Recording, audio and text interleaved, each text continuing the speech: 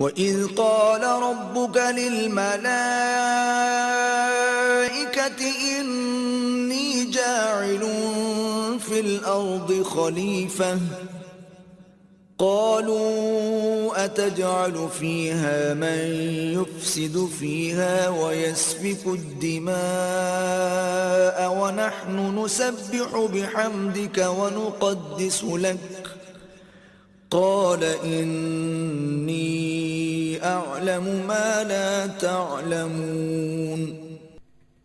और वो वक्त याद करें जब आपके रब ने फरिश्तों से फरमाया कि मैं जमीन में अपना नायब बनाने वाला हूं। उन्होंने अर्ज किया, क्या तू जमीन में किसी ऐसे शख्स को नायब बनाएगा जो उसमें फसाद अंगेजी करेगा और खून रेजी करेगा, हालांकि हम तेरी हम्द के साथ तस्बीह करते रहते हैं और हमा वक्त पाकीज़गी बयान करते हैं। अल्लाह ने फरमाया, मैं वो कुछ जानता हूं जो तुम नहीं जानते।